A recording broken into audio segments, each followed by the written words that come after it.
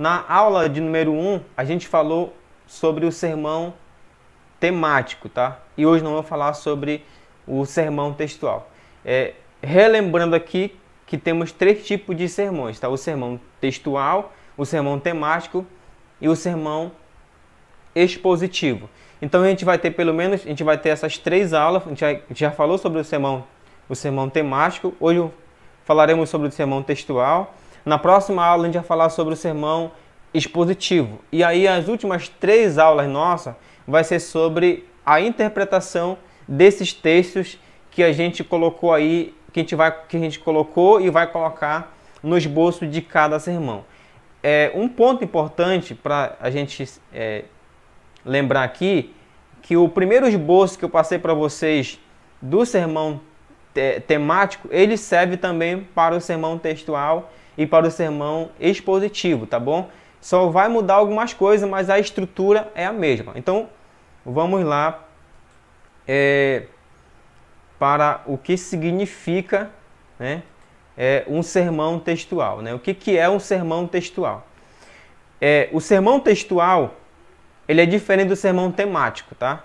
O sermão temático. O sermão textual é aquele em que as divisões principais são derivadas de um texto bíblico, ou seja, o tema e as divisões estão no texto. O texto pode consistir em apenas uma linha, tá? Uma linha de um versículo bíblico e um versículo todo, ou até mesmo 2 ou 3 versículos bíblicos. Então você viu que no sermão temático, nós damos um tema para nossa reflexão, para nossa mensagem. E desse tema derivam os subtemas, ou seja, os tópicos. Já no sermão textual, você vê que o sermão textual é aquele em que as divisões, ou seja, os tópicos principais, são derivados de um texto bíblico, tá? De um texto bíblico. E esse texto bíblico, ele pode ser um trecho de um versículo, ele pode ser um versículo, pode ser 2 versículos, ou até mesmo 3 versículos. Certo? Vamos continuar aqui. Às vezes, o texto é tão rico, ou seja, o texto ele é rico e completo, que dele podemos extrair muitas verdades, ou seja, que são os tópicos que podemos considerar como pontos, tá? Que servirão para o desenvolvimento das ideias contidas no esboço. Nesse caso, divide-se o texto e não o tema. Lembrando que eu falei aqui, no sermão temático, temos um tema e desse tema derivam-se os tópicos. Já no sermão textual, nós temos um texto e desse texto deriva-se o tema e os tópicos, tá? Então, no sermão textual, nós temos um texto bíblico que pode ser uma frase, ou seja, um trecho de um versículo. Ele pode ser um versículo, pode ser 2 versículos ou até 3 versículos, tá bom? Então, pela regra da teologia, um sermão textual ele tem que ter no mínimo, no máximo, 3 versículos bíblicos, tá? 3 versículos bíblicos. Então, nesse caso, a gente divide o texto e não o tema. O tema. Vamos continuar aqui.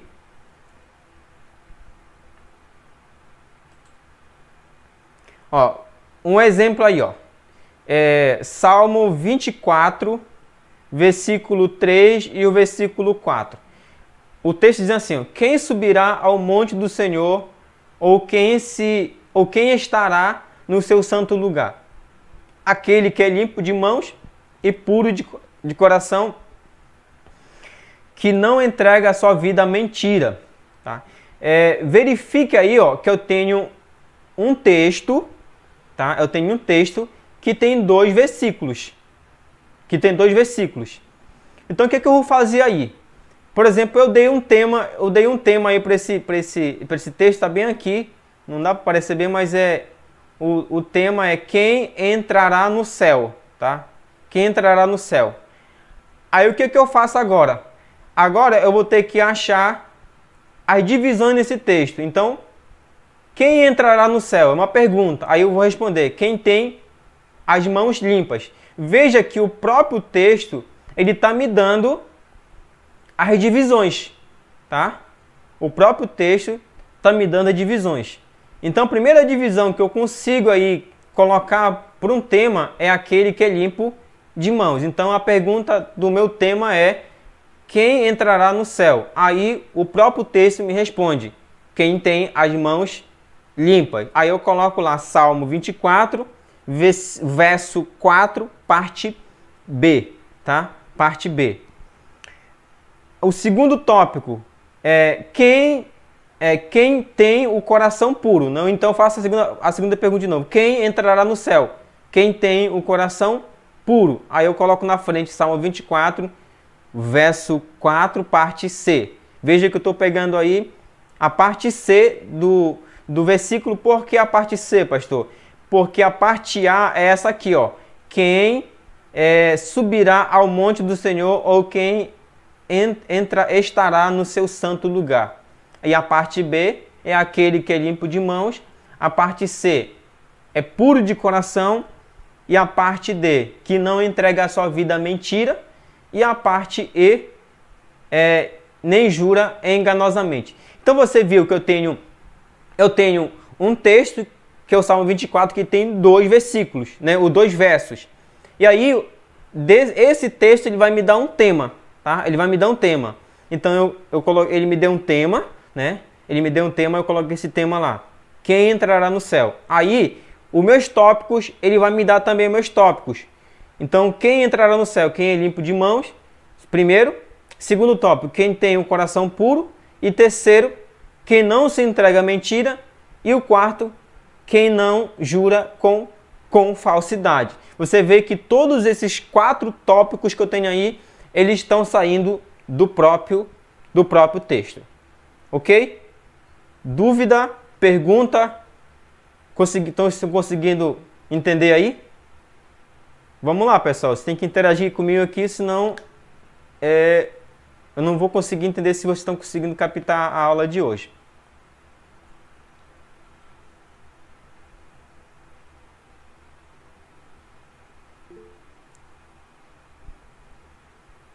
Ok, o Jacques falou disso ok, a Letícia também falou que está conseguindo entender bem.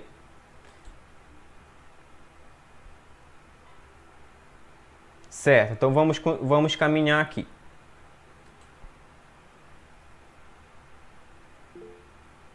A Francis também falou. Vamos continuar a caminhar aqui. Samuel. Então vou só voltar aqui. Isso mesmo. Vamos aqui continuar o próximo slide. Ok. Outras vezes pode ser necessário recorrer a outros textos da Bíblia com o objetivo de ampliar divisões principais. Tá? Em outras palavras, as divisões principais do esboço textual devem provir do próprio texto, né? Mas o desenvolvimento pode originar-se de outras passagens bíblicas. O que eu quero dizer com isso aqui? Vamos voltar aqui no exemplo que eu dei agora. Então você vê aqui, ó, que cada tópico desse aqui, ele derivou do próprio texto. Muito bem. Só que uma das desvantagens do sermão textual é que, como ele tem poucos versículos, então a gente tem que buscar reforço em outros textos para poder reforçar essa ideia que a gente conseguiu tirar do texto aqui. Aí vocês vão ver um exemplo para frente que eu vou mostrar a seguir. Então, vamos lá ver o exemplo aqui que eu falei aqui. Então, outras vezes pode ser necessário recorrer a outros textos da Bíblia com o objetivo de ampliar as divisões principais. Em outras palavras, as divisões principais do esboço textual devem provir do próprio texto, mas o desenvolvimento pode originar-se em outras passagens bíblicas. Então vamos lá ver o próximo exemplo. O exemplo que eu vou dar aqui é Evangelho de João, capítulo 14, versículo 6. Um texto muito conhecido por todos nós, né? Jesus disse: eu sou o caminho, a verdade e a vida. Ninguém pode chegar até o Pai a não ser por mim. Veja novamente que eu tenho um texto, né? Um texto que tem um versículo, tá? Então vamos lá. Aí o tema que eu coloquei aí é quem é Jesus, né? Quem é Jesus? Aí eu vou responder essa pergunta aí como primeiro tópico. Jesus é o caminho. João capítulo 14, versículo 6, parte A. Aí então, para mim reforçar essa ideia de que Jesus é o caminho, eu posso usar outro texto, por exemplo, João capítulo 10, do versículo 7 ao 9, tá? Que se você observar, ele tem uma seta aí, ó, texto reforço, tá? Então eu posso desenvolver esse tópico em cima de João 10, 7, 9, tá? Em cima de João 10, 7, 9. O segundo tópico, Jesus é a verdade. João 14, versículo 6, parte B. Eu posso desenvolver a minha explicação em cima de João 8, 12. Tá? João 8, 12. Terceiro tópico, Jesus é a vida. João 14, 6, parte C. Aí eu tenho um texto de reforço aí, João capítulo 11, versículo 25. Tá? E o quarto tópico, Jesus é o sumo sacerdote. Por que eu coloquei Jesus como sumo sacerdote? Baseado aí na afirmação, ninguém pode chegar até o Pai a não ser por mim. Por quê?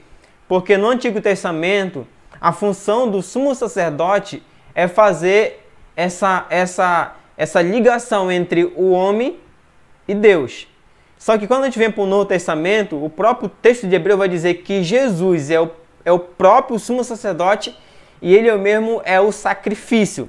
Então eu uso aí, eu consigo aí ver 4 partes nesse texto aí de João, capítulo 14, versículo 6, né? Muitas das vezes a gente chega somente nas 3 verdades, né? Jesus é o caminho, Jesus é a verdade, Jesus é a vida. Mas eu consegui ir mais além um pouco aí, eu coloquei o quarto tópico como Jesus é o sumo sacerdote, né? João 14, 6d, e aí eu pego um texto reforço de João, capítulo 10, versículo 11 ao versículo 14, tá? Ao versículo 14. Por que eu tenho falado a alguns alunos que a gente só vai conseguir entender melhor essas estruturas quando a gente tiver as últimas 3 aulas? Por quê? Porque a gente vai ter que estudar esses textos mais a fundo, né? Isso a gente só vai aprender essas técnicas nas últimas 3 aulas. Então, repetido aqui, ó. Vocês viram que lá no primeiro exemplo que eu dei para vocês, se eu voltar aqui no primeiro exemplo, aqui, eu posso desenvolver esse sermão aqui sem auxílio de outro texto. Mas em outras ocasiões, eu posso ter um texto, né? Eu posso ter esse texto aqui, mas vou precisar de outro texto reforço para desenvolver as minhas explicações aqui embaixo, tá bom? Então o próprio texto ele me deu as divisões, né? Eu tenho uma, 2, 3, 4 divisões dentro do texto de João 14, 6. Entendido aí, queridos? Vou esperar que vocês comentarem aqui no chat aqui, se vocês entenderam aqui. Uma pergunta. Sim. No caso, nesse caso aí, do tema de hoje, eu vou sempre usar versículos onde dentro dele eu encontre as perguntas e as respostas? Por exemplo aqui, ó. Por exemplo aqui. Você tem que encontrar textos que afirmem por que Jesus é o caminho, por que Jesus é a verdade, por que Jesus é a vida e por que Jesus é o sumo sacerdote. Entendeu? Então, se eu tenho aqui, por exemplo, o versículo 14, parte C, né? Jesus falando assim, eu sou o caminho. Mas em qual é outra passagem nos evangelhos ou em outra parte do escrito de Paulo que afirma que Jesus é o caminho? Por que ele é o caminho? O que significa esse caminho aí, né? Por que o texto está dizendo que ele é o caminho? Então você vai pegar esses textos para dizer, para justificar por que você está afirmando que Jesus é o caminho que nos pode levar até Deus. Entendi. Eu só não consegui localizar quem foi que me fez a pergunta aqui.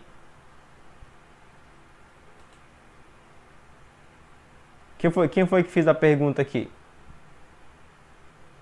Eu, França. Ah, tá bom, Franci. Ok. Entendido aí, Franci? Entendido. Ok, muito bem então. Então vamos caminhar aqui.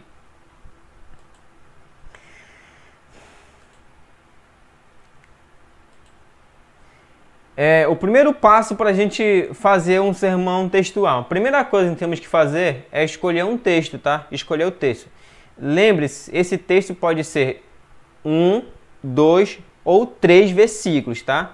Ele pode ser um pedaço de um versículo, ele pode ser um versículo inteiro, ele pode ser 2 versículos ou até 3 versículos.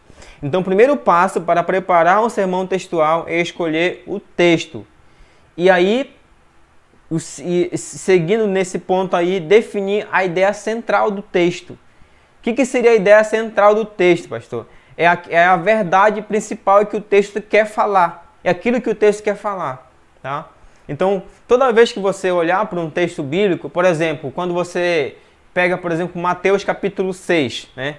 Vou só dar um exemplo aqui. Mateus capítulo 6, você vai ver que a partir lá do versículo 9, você vê que Jesus ele vai ensinar sobre a oração do Pai Nosso. Então, qual é a verdade principal desse texto? Jesus está falando sobre a oração do Pai Nosso. Então, você conseguiu aí localizar a verdade principal do texto, tá? Ou seja, achar o assunto central. É importante ler várias vezes em versões diferentes e fazer anotações. Isso aqui é um ponto muito importante. Nós temos uma variedade de traduções bíblicas, né? Nós temos a NVI, a JFA, nós temos a Bíblia de Jerusalém, né? Que é a Bíblia Católica, João Ferreira de Almeida, Almeida século 21. Então o que você faz? Você pega aquele versículo aquele 1, 2 ou 3 versículos que você escolheu para fazer o seu sermão textual, você pega ele e você compara ele nas outras versões. E ver se tem alguma palavra diferente. Ver aonde é que qual é a versão que deixa esse versículo mais claro para você, né?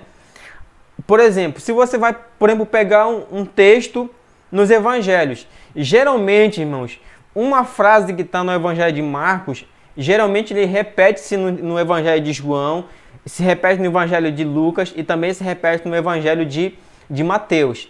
Então, independentemente do evangelho que você vai escolher para fazer o seu sermão, geralmente esse versículo está inserido dentro de um contexto, tá? Ele está inserido dentro de uma história.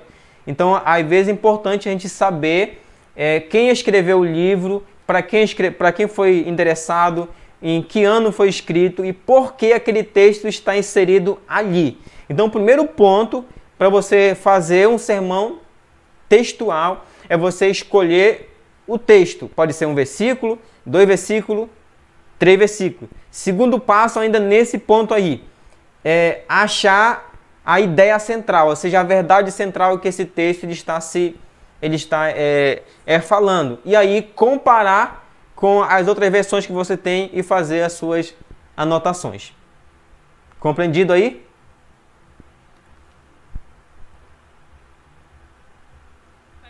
Sim.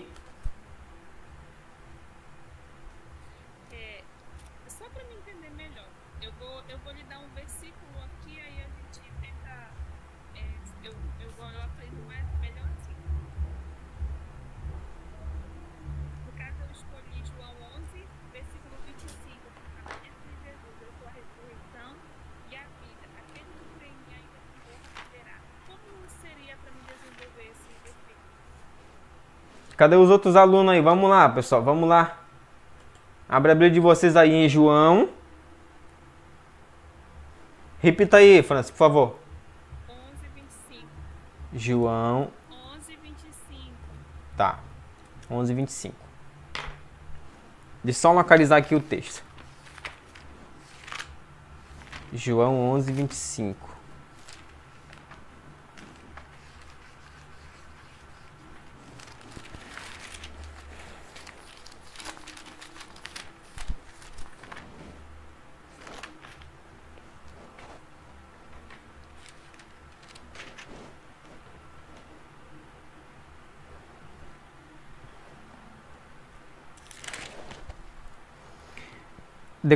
Jesus declarou: eu sou a ressurreição e a vida, quem crê em mim, mesmo que morra, viverá. Vamos lá, Franci. Ó, quando você olha no seu texto, você vê que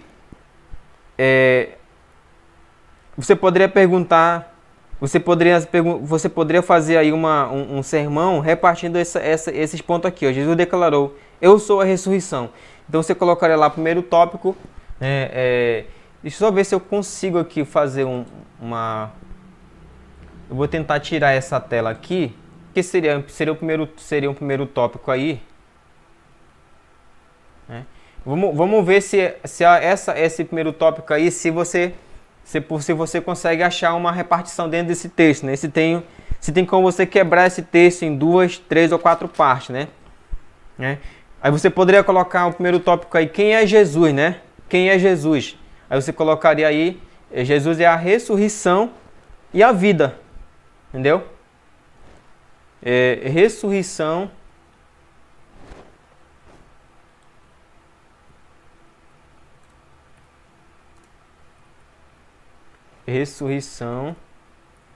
eita, e a vida. Seria esse primeiro tópico, seria uma primeira repartição do texto, né? Ou poderia quebrar também em 2 partes, né? Jesus é a ressurreição. Só que você vê que são quase com palavras sinônimas. A palavra ressurreição é quase como uma palavra vida. Então, você junta as duas aí, né? Primeiro tópico seria Jesus é a ressurreição e a vida, né? A ressurreição e a vida. Eu vou apagar aqui porque não tem como eu dar um enter aqui para baixo, né? E aí seria um segundo tópico aqui. Vamos ver se nós dá uma segunda repartição aqui. Por que Jesus é a ressurreição e a vida? Aí você pega a última parte do texto, né? Porque quem crê nele, mesmo que morra, viverá. Então você vê que o próprio texto ele vai responder para você. Ele vai dar para você simplesmente só 2 tópicos. Porque é como que você perguntasse para o texto: quem é Jesus? Entendeu? Quem é Jesus? Entendeu? Aí Jesus lhe fala assim: olha, eu sou a ressurreição e a vida. Esse é o primeiro tópico. Aí você faz uma segunda pergunta: mas por que Jesus é a ressurreição e a vida? Porque quem crê nele, mesmo que morra, viverá. Então você matou aí seu texto. Então, nesse caso, o seu sermão textual ia ter apenas 2 tópicos. Entendido, Franci? Entendi. No caso, também poderia colocar assim, né? Quem é a ressurreição e a vida? E seria a resposta de Jesus também, no caso. Sim, justamente. Seria uma pergunta inversa e você ia responder com o próprio texto. Isso mesmo. Muito bem.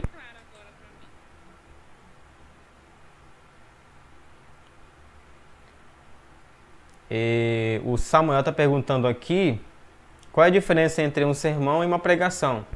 Simplesmente sermão e pregação é a mesma coisa, irmão Samuel. São palavras sinônimas, tá?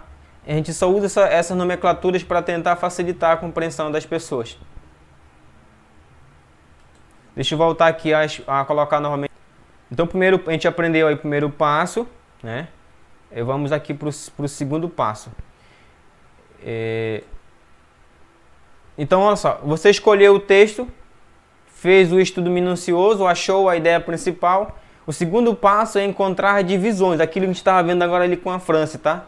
No sermão textual, o estudo do contexto é importante, ou seja, o que está sendo discutido, ensinado antes da citação do versículo ou dos versículos. Por exemplo, no caso aí da pergunta da Franci, o que ela tem que fazer se ela usar esse texto aí de João 11, 25? Ela vai ter que ler desde o versículo 1 até o versículo 25, para entender o que está acontecendo para trás do versículo 25 e por que Jesus falou essa afirmação: eu sou a ressurreição e a vida, e quem crê em mim, mesmo que morra, viverá.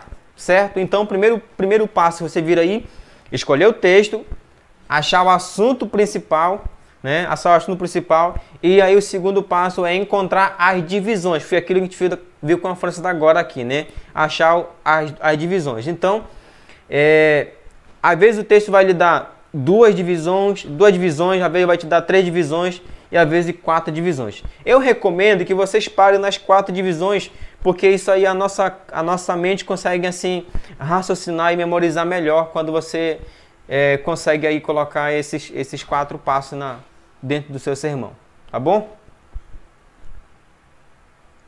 Vamos continuar aqui. Olha só.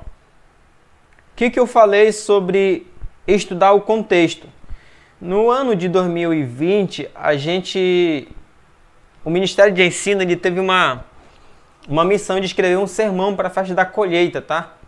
E eu fui responsável por escrever esse sermão. E o texto que foi me dado para escrever o sermão foi a bênção apostólica, que tá lá em 2 Coríntios, capítulo 13, versículo 14, na versão NVI, e nas outras versões está com o versículo 13.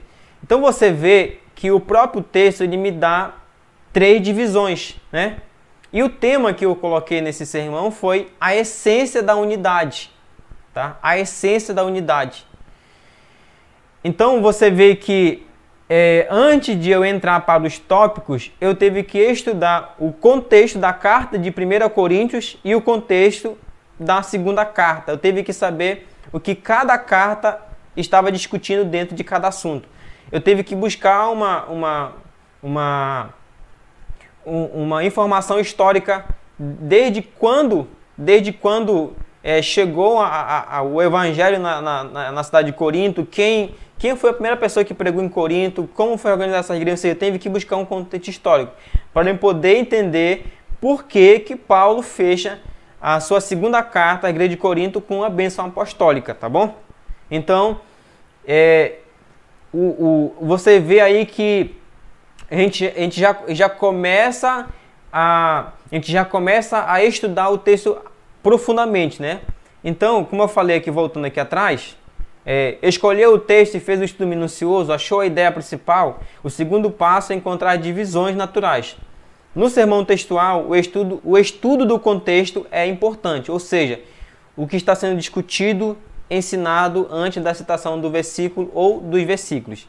E aí eu mostro para vocês aqui, como eu mostrei aqui, a bênção apostólica, né?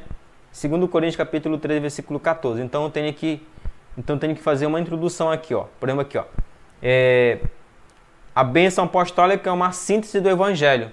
Mas por que Paulo termina a carta com essa bênção? Qual é o seu significado? O que esse texto nos ensina sobre união? Para isso precisamos conhecer um pouco sobre a igreja em Corinto. Aí eu vou falar, a igreja em Corinto foi plantada durante os 18 meses que Paulo residiu ali, né, entre os anos 52 e 53 depois de Cristo, na sua segunda viagem missionária. Isso está lá em Atos capítulo 18, versículo de 1 a 11, e 1 Coríntios capítulo 13, capítulo 2, versículo de 1 a 2. Capítulo de 1 a 2. Ele vivia e trabalhava fazendo tendas junto com os 2 convertidos, que eram Áquila e Priscila, tá? Esse casal aí, que haviam chegado recentemente de Roma. Aí você vai ver depois que Paulo ele prega para esse casal, e depois esse casal vai ser a liderança da igreja lá em Corinto, tá? Isso é só um breve resumo do contexto, tá? Depois que você fez essa introdução aí você vai para a verdade teológica, né?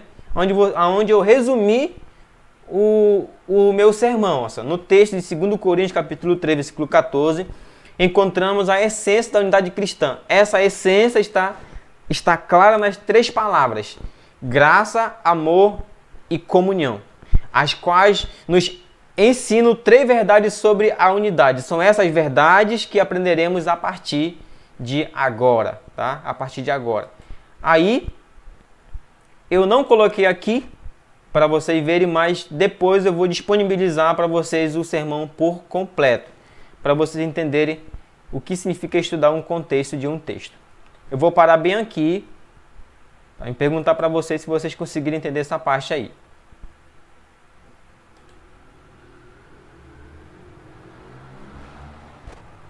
Vamos lá, pessoal. Vamos ver se vocês comentem aí, falem se vocês conseguirem entender essa parte aí. Se tiverem dúvida, a gente volta novamente a falar.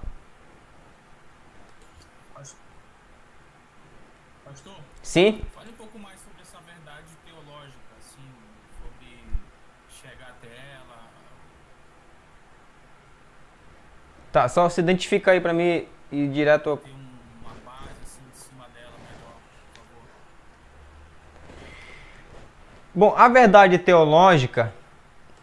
Então, Romário, Certo, Romário. A verdade teológica, Romário, é onde você vai afirmar a principal verdade do seu texto.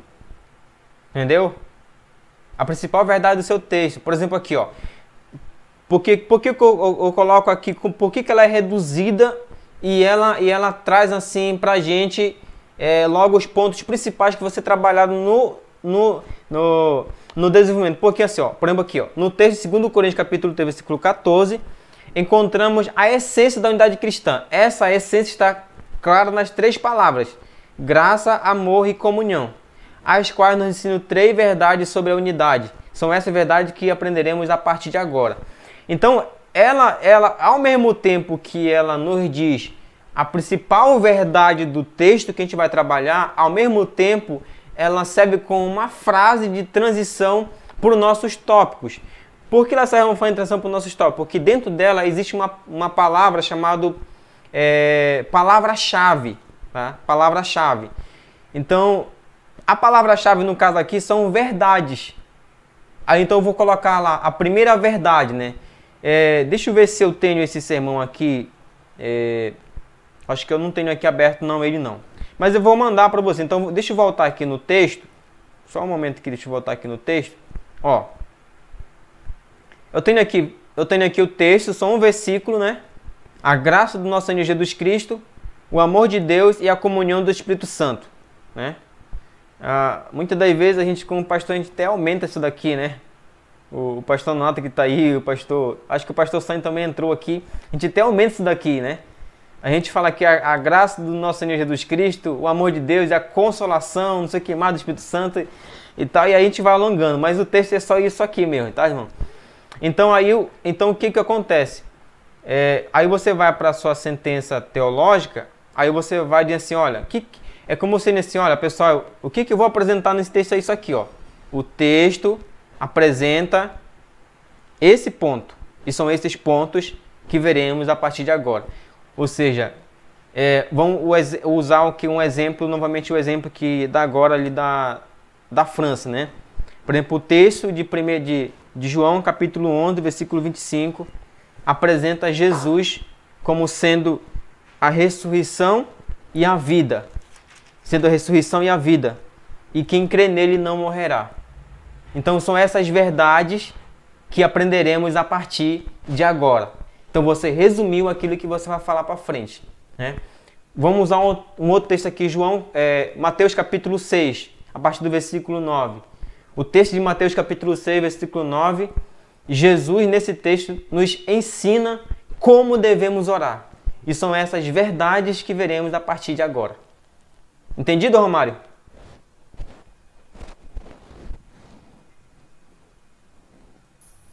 Entendido, pastor, entendido. Muito bem então. Ok, então vamos continuar aqui.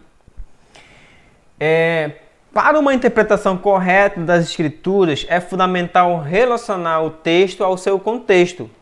O desprezo a essa regra pode resultar em sérias distorções da verdade ou na incompreensão total da passagem estudada. Se tirarmos o versículo do seu contexto, ele perde o sentido. Devemos observar o seu contexto e principalmente o histórico, tá? Principalmente o contexto histórico. a gente, quando vai estudar um texto, a gente não pode tirar esse texto de dentro do seu contexto, tá bom? Senão a gente vai acabar entendendo ele de forma errada. Por exemplo, vou usar um exemplo aqui para a gente entender. Quando Jesus fala assim, ó, não se põe vinho novo em odre velho e não se coloca remendo novo em uma roupa velha. Você tem que entender por que Jesus está falando aquelas palavras ali e o que está acontecendo para trás. Um outro exemplo que podemos usar aqui, né? Quando Jesus fala assim, não deixe a sua mulher, não se divorcie ou não se separe da sua mulher por qualquer coisa. Mas teve um motivo por que Jesus falou aquilo. Então você volta para trás e tenta achar no texto para trás qual é o assunto que está sendo discutido para que Jesus possa falar aquelas palavras. Então você está aplicando e estudando o seu texto dentro do seu próprio... O texto dentro do seu contexto. Tá? Dentro do seu contexto. Por exemplo, se você colocar... a França entende melhor de bolo do que eu, né? Se você colocar trigo, açúcar, ovo e o que mais? Ali em cima da mesa o bolo não se faz... Isso, o bolo não se faz sozinho, né? O bolo não se faz sozinho. Se você também não tiver uma receita, né? Por exemplo assim, eu quero fazer um pão de queijo. Mas aí você tem que buscar para trás como fazer esse pão de queijo. Então é a mesma coisa o texto, entendeu? Então se você não seguir a regra, você pode não fazer um pão de queijo como você quer. Você pode até mesmo matar a massa, né? Vamos continuar aqui. A vantagem do sermão textual. Qual é a vantagem do sermão textual? O sermão textual ele tem uma vantagem porque ele fixa a atenção num trecho da Bíblia, tá? Ele fixa a atenção do leitor no trecho da Bíblia, né? Isso porque a divisão estão todas no texto base escolhido. O pregador pode usar outros textos da Bíblia apenas para reforçar a divisão. Aquilo que a gente mostrou, deixa eu voltar aqui, aquilo que a gente mostrou aqui, ó. Todas as divisões estão no mesmo texto e eu só vou usar outros textos para reforçar as minhas divisões. Correto? Essa é a vantagem. Qual é a desvantagem, pastor, do sermão textual? É porque ele é difícil de ser aplicado. Como o texto é pequeno, pode limitar muito o espaço para a aplicação das ideias na vida prática. O método textual talvez seja o método menos usado pelos pregadores. Por quê? Porque o método temático e expositivo são mais ricos e generosos no fornecimento de ideias. Contudo, o sermão textual usado com sabedoria, com alguns textos especiais, pode produzir excelentes sermões. Tá? Então a vantagem que ele tem é que todas as divisões estão nele, a gente pode ficar com a Bíblia aberta ali o tempo todo ali, e a desvantagem é que ele tem é difícil de ser aplicado na vida prática, né? Da vida prática. Vamos continuar aqui. Aí a gente tem um exemplo aqui, ó. Estão conseguindo ver bem esse exemplo aí?